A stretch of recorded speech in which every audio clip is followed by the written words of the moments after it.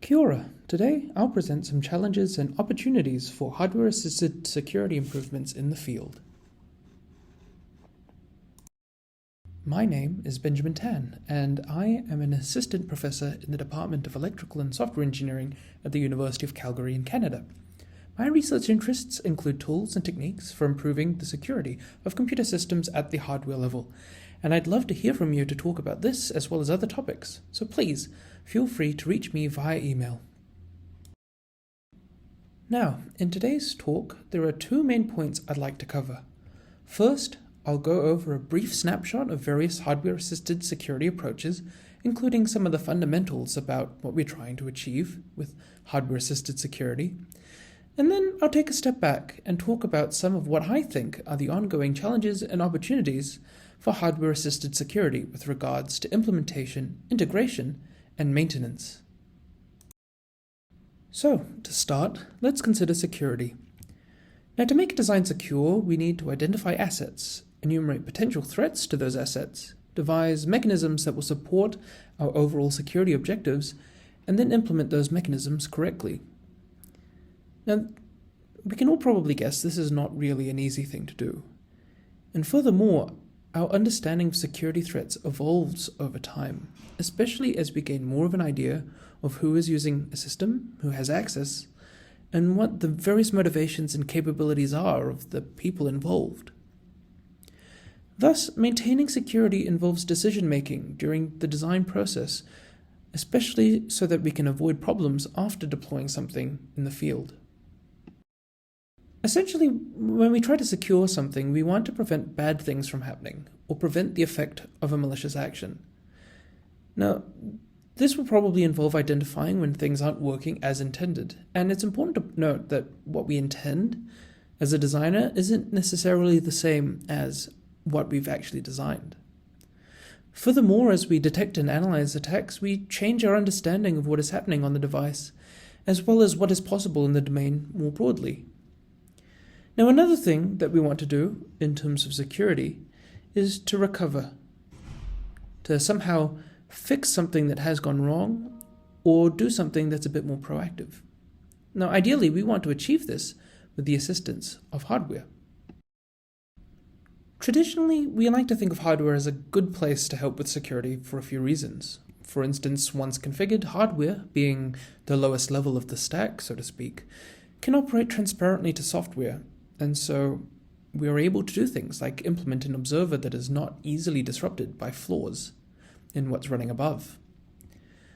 Alternatively, we can have hardware that works closely with software to help us realize security policies.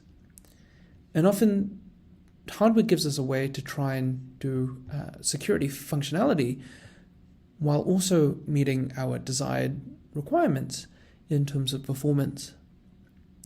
Now, fundamentally, the intuition is that hardware-based implementations are less susceptible to malicious exploitation when it exists at a different level to at-risk software.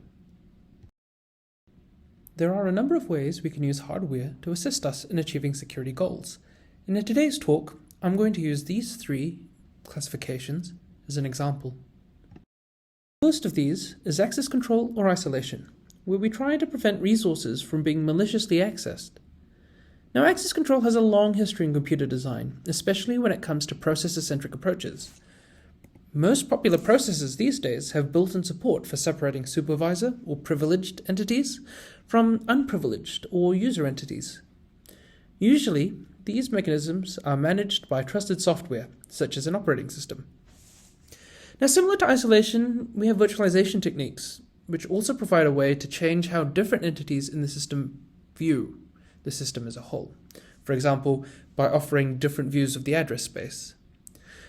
More recently, dedicated hardware functionality, like hardware-supported enclaves, attempt to isolate software even from privileged entities. Although I'll note that Intel SGX, as an example, was recently deprecated due to a number of successful attack techniques, which means that this sort of isolation is not necessarily a solved problem. Now, generalizing beyond the processor, mechanisms like hardware firewalls provide a way to filter out disallowed transactions. However, I also note that such techniques usually require software in the loop. To complement access controls, we often want to know what's going on in the system. Hence, monitoring comes into play as a means to detect abnormal behaviour. Here, hardware-assisted approaches also exist, ranging from approaches that instrument software, such that hardware can check that timing and ordering of the software executing is correct, right through to reuse of built-in hardware, like hardware performance counters. And in fact, HPCs have risen in prominence quite recently as a way to collect information about how a system is behaving. Fundamentally, the idea is that malicious and benign software exhibit different patterns in things like cache hits and misses, or other microarchitectural events, so that you can try and distinguish between malicious and benign execution by looking at HPC values in real time. Now, other than existing hardware, bespoke monitoring has also been investigated recently, where we can try and do things like create monitors for IP blocks or peripherals, as well as monitors for things like the system as a whole. To round off our tiki tour of hardware-assisted security, let's talk about general security support as offered by dedicated hardware.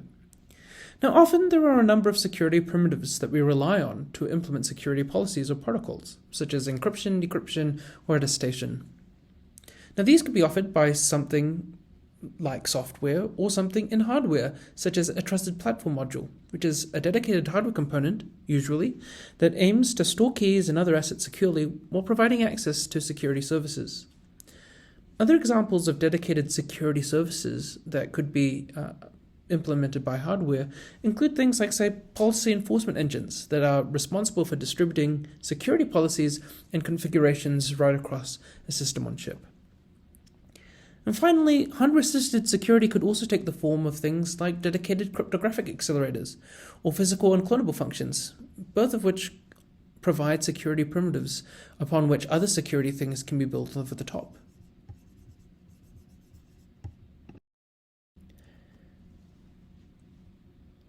So having now explored a couple of different ways in which we can use hardware to assist security, we probably would consider ourselves to be on a fairly good track towards implementing secure systems. We've got a variety of different techniques that can be used to try and address a variety of different security exploits, be it spurious accesses in a system, which can be prevented from having an impact due to the introduction of access controls, through to things like providing cryptographic acceleration so that we can use cryptography in system-level security policies and protocols and so on in an effective way. However, I'd like now to turn to some challenges and opportunities that I think still exist when it comes to hardware-assisted security. And these are the things that I would really like to see more of our community try and tackle, as the importance of secure hardware continues to grow. Now, these challenges and opportunities I've grouped into kind of three main areas. The first really being this idea of implementation. So we've got now lots of different possible ways of implementing security, but when it comes to the actual act of implementing and designing those mechanisms, there's still a lot to be considered. Now, with so many different mechanisms available as well, integration is another major challenge. How we choose amongst a variety of competing security solutions, or how different security solutions might interact, especially when it comes to, say, deploying a global configuration of the various security primitives, is a really large challenge. And finally, the third thing that I will talk about today is the idea of maintenance, of thinking about ways in which we can try and build security with the view that after a device has been deployed in the field, we still want to have the ability to adapt and modify or change our hardware in response to new threats. So why do I think implementation is a challenge? Well, first and foremost, I think we can all agree that we're imperfect. When it comes to design, we have plenty of design challenges ahead of us. We're trying to balance a variety of different competing concerns. We have time pressures. We have lots of different people involved.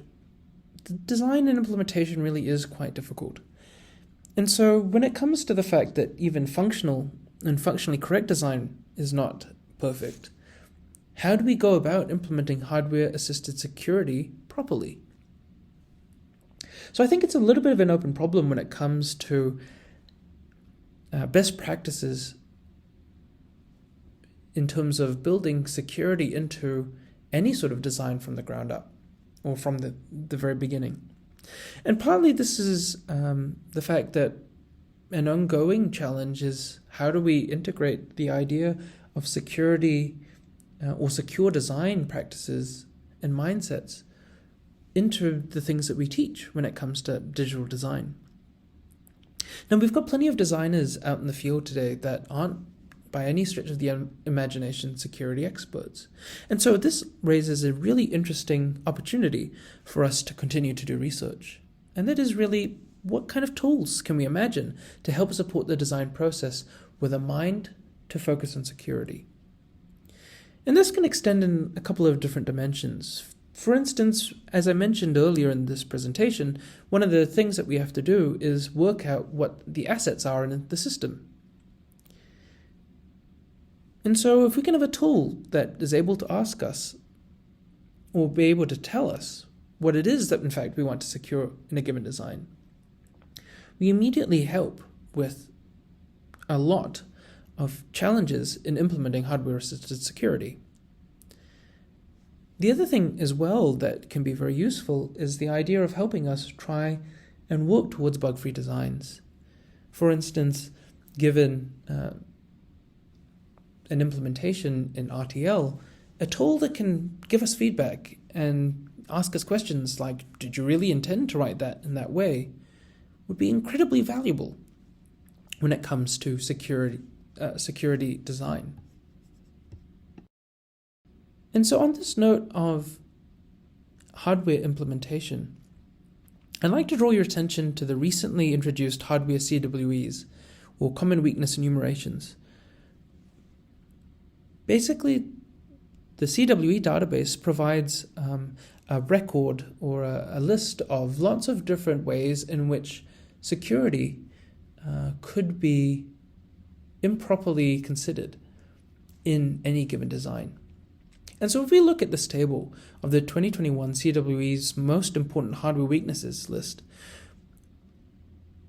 almost all of the CWEs or potential weaknesses stems from the implementation of hardware security.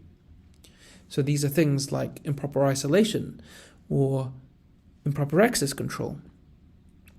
And so as we try and understand more and more about hardware-assisted security mechanisms and their implementation, how we can tie this to the hardware CWE list in terms of designing scanners or designing ways to get feedback on the various potential CWEs is an incredibly ripe opportunity for exploration. The next major challenge that I think should be on everyone's radar when it comes to hardware-assisted security is the idea of integration. We now have so many different possible techniques, a lot of the time being point solutions for very specific security threats or very specific security applications. And so naturally the question arises, which techniques should we use given an application? Now, how we can try and match the various different proposed techniques that we can find in the literature to an individual design problem remains something that I think is a huge opportunity for exploration. Because it is not always clear that we've properly enumerated the security threats for a given application, or that we've properly considered all the possible techniques that could be used to address that given security threat. Now, another thing that is worth considering when it comes to integration is the notion of standardization. So there are some things, for example, trusted platform modules that are standardized, where the interfaces and the capabilities are known and consistent across different vendors' offerings.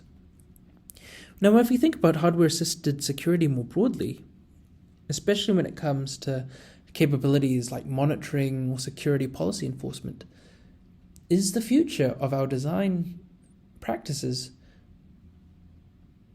does it involve security standards where we have to implement some of these capabilities or more of these capabilities in hardware? So I'm open to any sort of thoughts that you might have about what the role of standards could be when it comes to hardware-assisted security and validation of hardware-assisted security.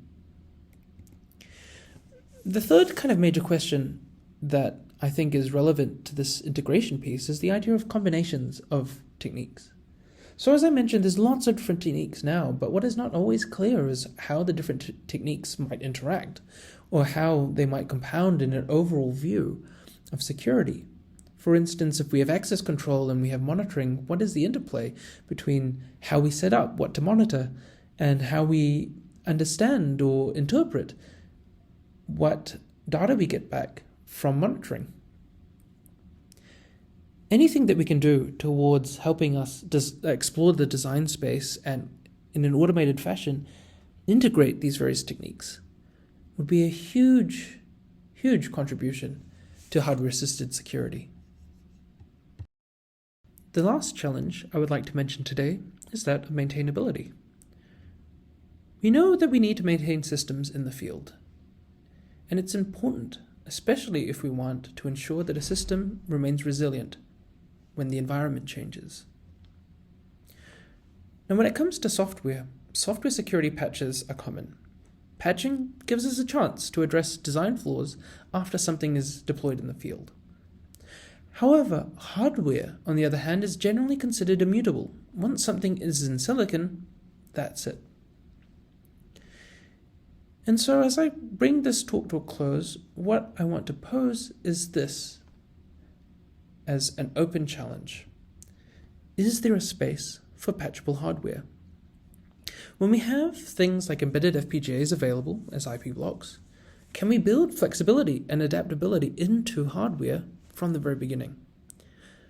What parts of a design should be changeable?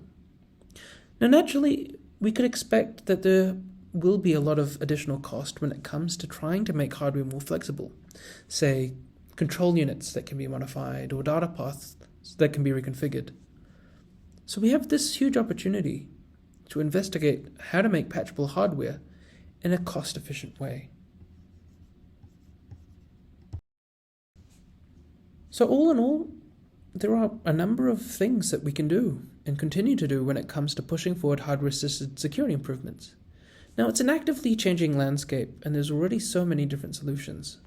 So let me leave you with these 3 big questions, and I would love to talk with you more about finding answers to these.